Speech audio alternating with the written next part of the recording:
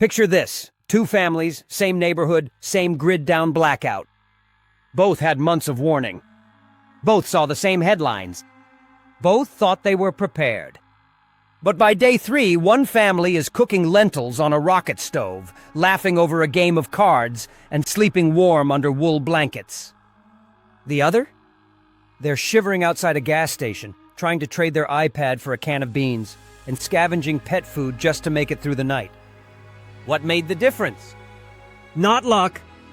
Not a bunker. Not a $10,000 prepper stash. It was one principle.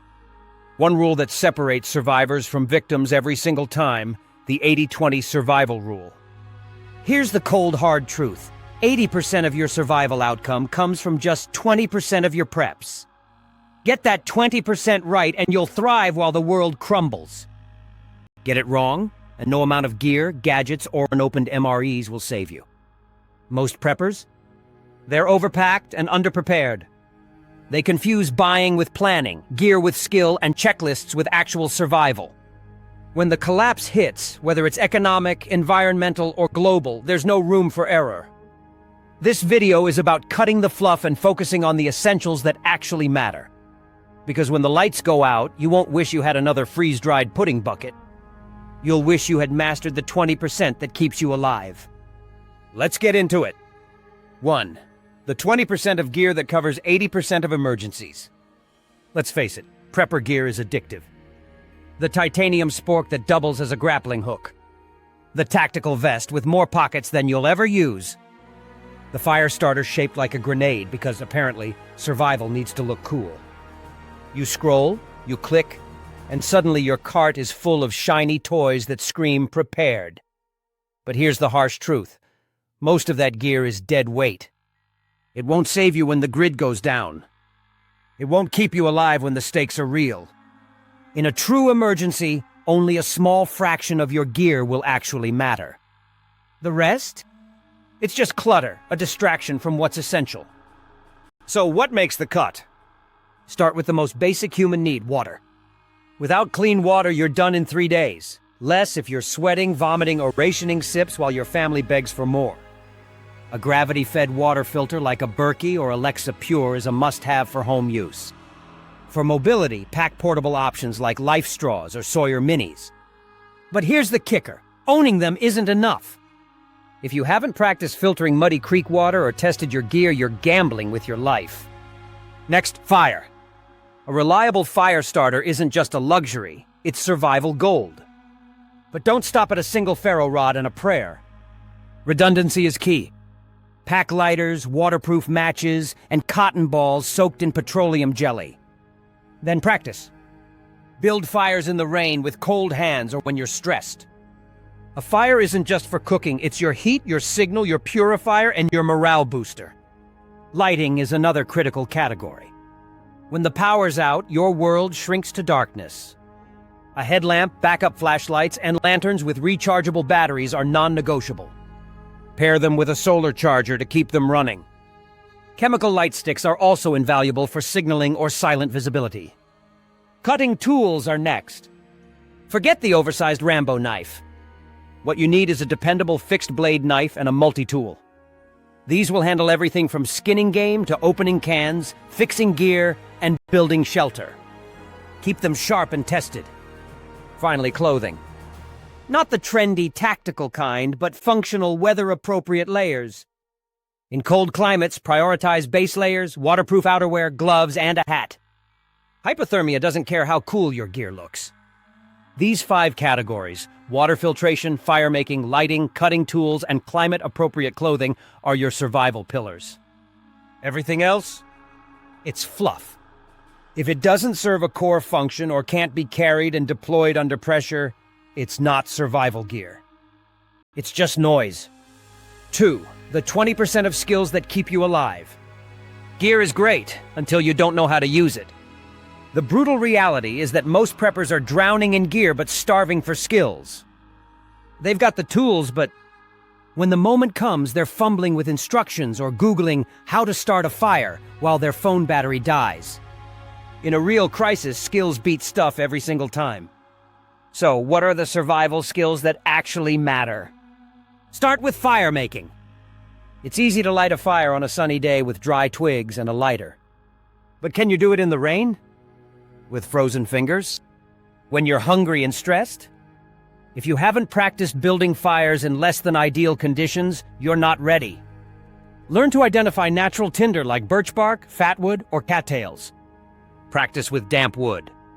Make it a habit, not a theory. Next, water sourcing and purification. A fancy filter won't help if you don't know where to find water. Learn how to collect rainwater, dig a seep well, or extract dew in arid environments. Understand how to boil, purify, or filter water from questionable sources. Because when your bottled stash runs out, improvisation becomes your lifeline.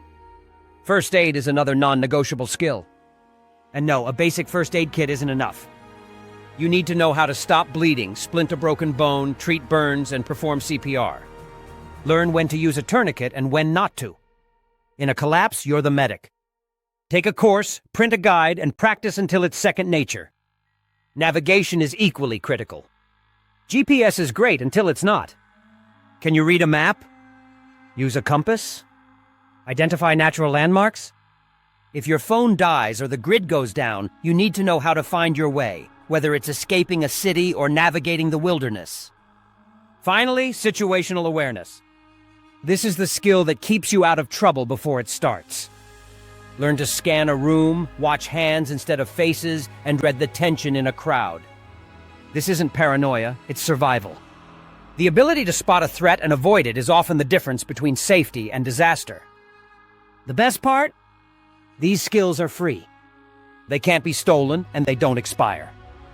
Gear will break. Batteries will die. But skills? Skills are forever. 3. The 20% of mindset that separates survivors from casualties. You can have all the gear in the world. You can have the bunker, the food, the ammo, and the solar generator. But if your mind cracks under pressure, none of it will matter. In survival, mindset is the ultimate multiplier, or the ultimate liability. Here's the hard truth. 20% of your mental readiness will dictate 80% of your decisions in a crisis.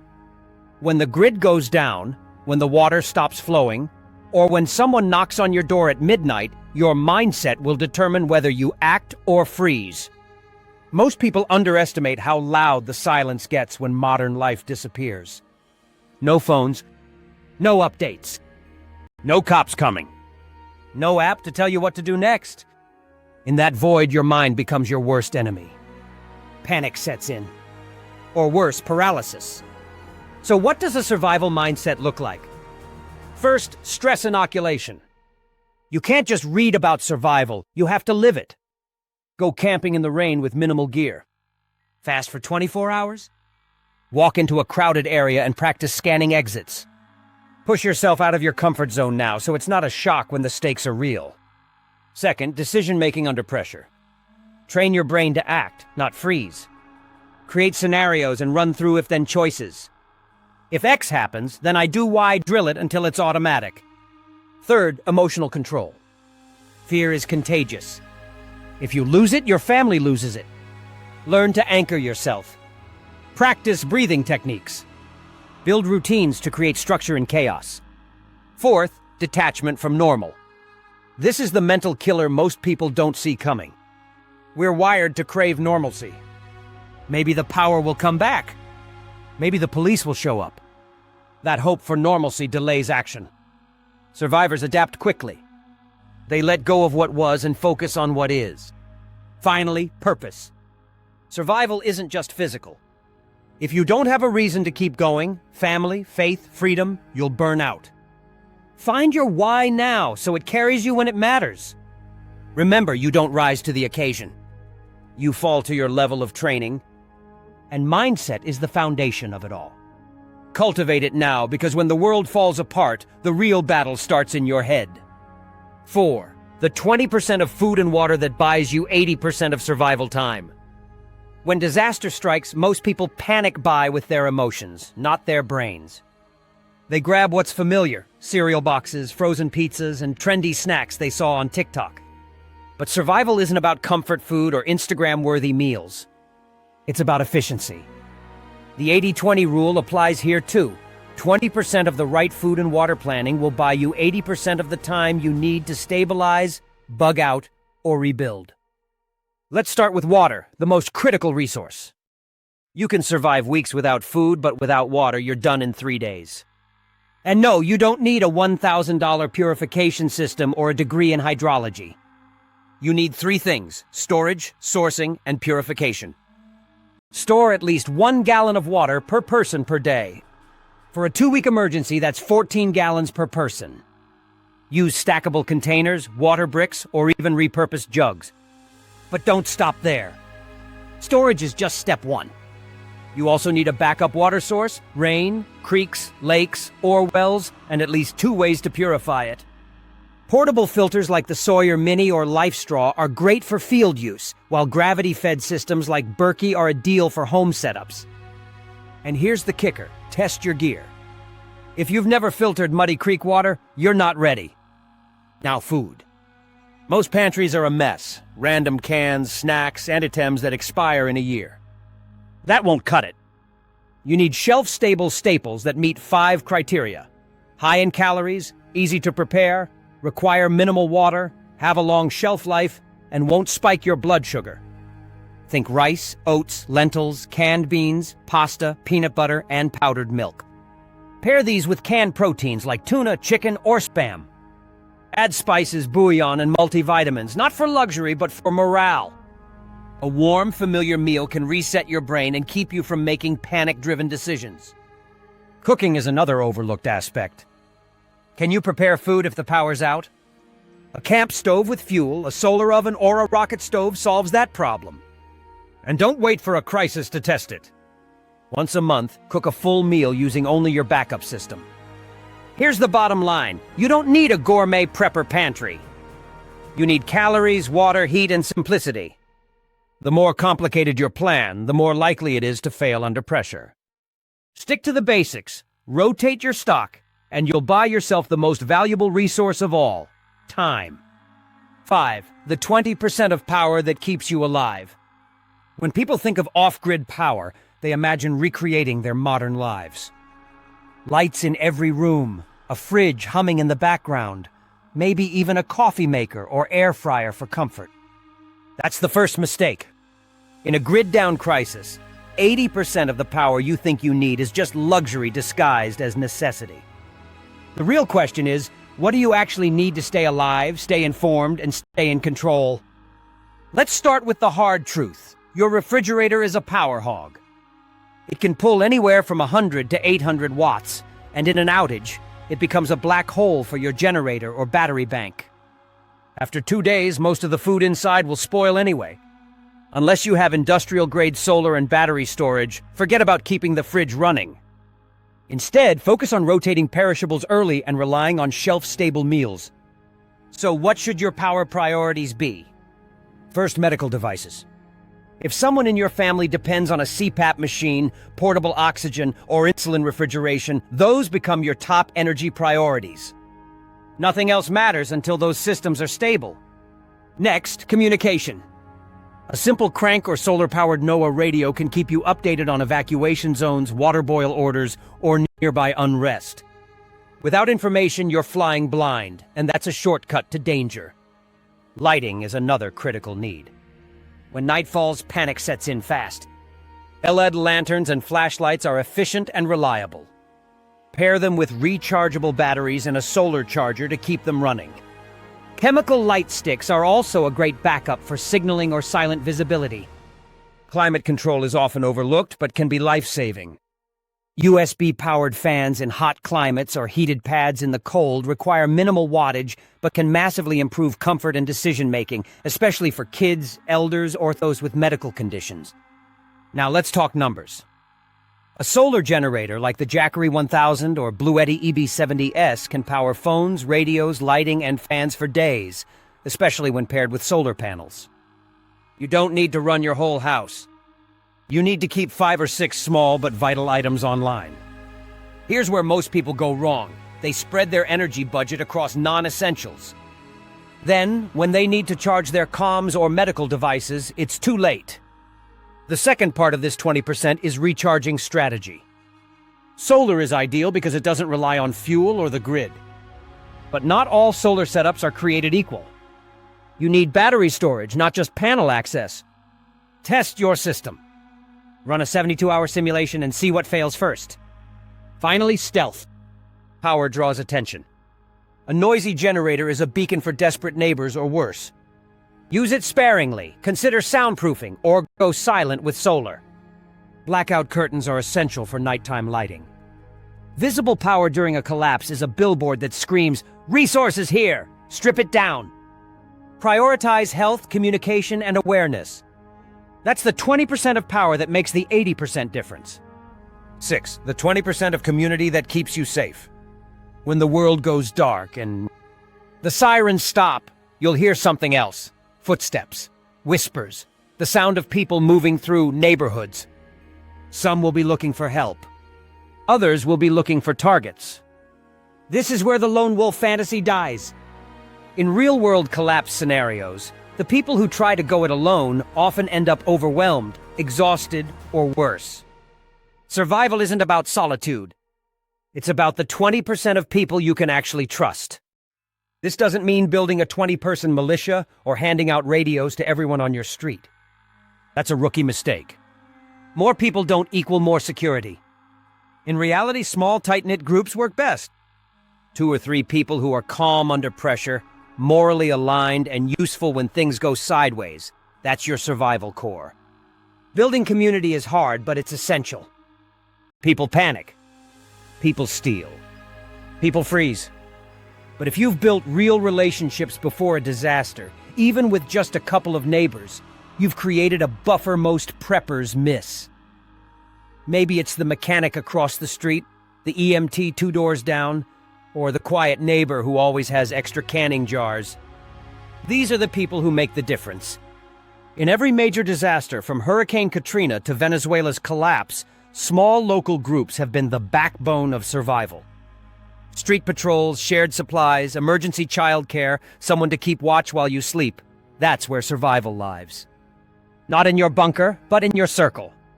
But here's the catch. You have to build that circle now, not after the fact. Start small. Have quiet conversations. Trade tools. Offer to teach a basic first aid class. Be the person people trust. Because in a collapse, trust becomes currency. There's a psychological bonus, too. Knowing you're not alone lowers panic, increases clarity, and distributes stress. You don't have to be the strong one 24/7 if you've got a wingman or a watch rotation. And don't forget digital connections. Encrypted communication groups or local radio relays can be lifelines. Community isn't just who's next door. It's who you can count on when things get real. In the end, survival isn't just about gear or skills. It's about people. Build your circle now, because when the world falls apart, it's the people you trust who will keep you standing. 7. The 20% of planning that covers 80% of emergencies. Most preppers fall into one of 2 traps. They either try to prepare for every possible disaster and end up overwhelmed, or they fixate on one specific scenario and get blindsided when reality throws them a curveball. Both approaches lead to the same outcome: failure. The truth is, you don't need to plan for every doomsday scenario. You need a streamlined, flexible plan that covers the most likely 80% of emergencies. That's the 20% of planning that actually matters. Here's the deal. Most real-world crises fall into a handful of categories: natural disasters, infrastructure failures, civil unrest, economic collapses, and medical emergencies. These 5 buckets account for the vast majority of situations that disrupt lives. Forget about prepping for alien invasions or Hollywood-style EMP attacks. Focus on what's most likely to happen where you live. A hurricane in Florida doesn't look like a wildfire in California, but the human needs they trigger, water, food, shelter, safety, and mobility, are universal. Effective planning isn't about predicting every possible event. It's about ensuring you have the capabilities to meet basic needs no matter what happens. Do you have enough clean water to last 2 weeks? Can you feed your family without electricity? Do you have a way to stay warm if the heat goes out? Can you evacuate your home in 10 minutes or fortify it for 10 days? These are the questions that matter. Your plan doesn't need to be complicated. A one-page evacuation checklist, a 3-day loadout plan, and a neighborhood map with danger zones and fallback locations are far more useful than a binder full of theoretical scenarios. Know where you're going, who you're taking, and what your top priorities are if the grid goes down. Redundancy is key, but it doesn't mean hoarding 3 generators or 15 fire-starting tools. It means having multiple ways to meet critical needs. Can you cook without power? Purify water if the tap runs dry? Defend yourself if help isn't coming? Communicate without cell service? These are the redundancies that matter. And here's the kicker. Plans are useless if you don't test them. Walk your bug-out route. Simulate a 48-hour blackout. Spend a weekend relying only on your prep supplies. These drills will expose weaknesses in your plan and give you the confidence to act when it counts. Don't waste time over planning for fantasy scenarios. While you're prepping for a zombie apocalypse, a winter storm could knock out your power and leave you stranded. Start with what's real. Focus on what's likely, not what's dramatic. Smart prepping is simple, adaptable, and always evolving. Nail the basics: water, food, shelter, power, protection, and mobility, and you'll be ready for 80% of what life throws at you. 8. The 20% of tools that deliver 80% of results. When it comes to survival tools, most people fall into the trap of thinking more is better. They stockpile gadgets, gizmos, and gear that look great in a catalog but fail miserably in the real world. The truth? You don't need a mountain of tools. You need a handful of reliable, battle-tested essentials that deliver results when it matters most. That's the 20% of tools that make 80% of the difference. Start with the basics. A dependable fixed-blade knife is non-negotiable. It's your go-to for everything from cutting rope to skinning game to defending yourself in a pinch. Pair it with a multi-tool for added versatility. Pliers, screwdrivers, and can openers can be lifesavers in a pinch. But don't just buy them. Use them. Sharpen your knife regularly and practice with your multi-tool so you're not fumbling when the stakes are high. Next, fire-starting tools. A ferro rod is great, but it's not enough. Pack multiple options: lighters, waterproof matches, and tinder like cotton balls soaked in petroleum jelly. And here's the key: practice. Start fires in the rain with cold hands or when you're stressed. A fire isn't just for cooking, it's your heat, your signal, and your morale booster. Lighting is another must-have. When the power's out, darkness becomes your enemy. A headlamp, a reliable flashlight, and a lantern with rechargeable batteries are essential. Pair them with a solar charger to keep them running. Chemical light sticks are also a great backup for signaling or providing silent visibility. Water purification tools are critical. A Life Straw or Sawyer Mini is perfect for field use, while a gravity-fed system like a Berkey is ideal for home. But don't stop at owning them. Test them. Filter water from a creek or a puddle so you know how they work before you need them. Finally, don't underestimate the value of a good backpack. It's not just a bag, it's your mobile survival kit. Look for one that's durable, comfortable, and has enough compartments to keep your gear organized. Here's the bottom line. Survival isn't about having the most tools. It's about having the right tools and knowing how to use them. Strip it down to the essentials, test your gear, and focus on reliability over novelty. When the pressure's on, it's not the flashy gadgets that save you. It's the tried and true tools you've mastered. 9. The 20% of fitness that prepares you for 80% of survival challenges. When people think about prepping, they often focus on gear, food, and plans. But here's the brutal truth. None of that matters if your body can't keep up. In a survival situation, your physical fitness is either your greatest asset or your biggest liability. And no, you don't need to be a bodybuilder or a marathon runner. You just need the 20% of fitness that prepares you for 80% of the challenges you'll face. Survival isn't about looking good in a gym mirror. It's about functional strength, endurance, and mobility. Can you carry a 30-pound bug-out bag for miles? Can you climb over debris or pull yourself up if you fall? Can you sprint to safety or drag an injured family member out of harm's way? These are the real-world demands of survival, and they don't care how much you can bench press. Start with the basics. Build your core strength with bodyweight exercises like push-ups, squats, and planks. These movements mimic the kinds of tasks you'll face in a crisis: lifting, pulling, and stabilizing. Add in some cardio. You don't need to run marathons, but you do need the stamina to walk long distances, climb hills, or escape quickly if needed. Hiking with a weighted pack is one of the best ways to prepare. Flexibility and mobility are just as important. Tight muscles and stiff joints can slow you down or even injure you when you're under stress. Incorporate stretching or yoga into your routine to stay limber and reduce your risk of injury. Don't forget grip strength. It's often overlooked but critical for tasks like carrying heavy loads, climbing, or holding onto tools. Simple exercises like farmer's carries or hanging from a pull-up bar can make a big difference. And here's the kicker: practice under stress. Survival isn't a controlled environment. Try hiking in bad weather, running with a weighted pack, or doing push-ups after holding a plank for a minute. Simulate the fatigue and discomfort you'll face in a real emergency. Fitness isn't just physical, it's mental. Pushing through discomfort, staying calm under pressure, and knowing your limits are all part of the equation. The fitter you are, the more options you have. You can move faster, carry more, and endure longer.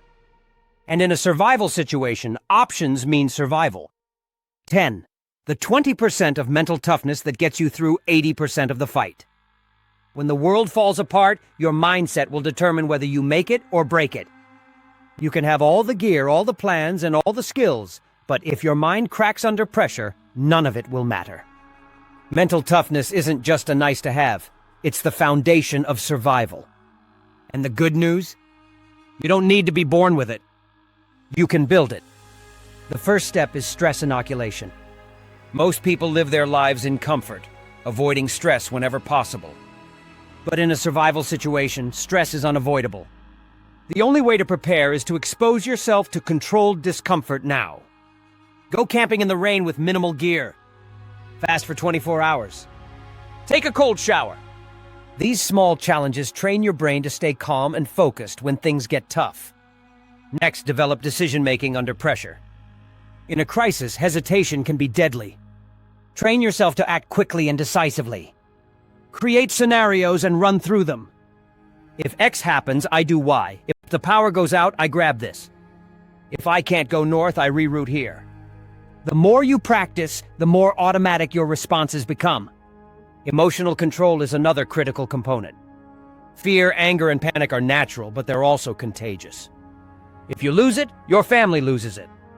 Learn techniques to calm yourself, deep breathing, grounding exercises, or even talking out loud to focus your thoughts.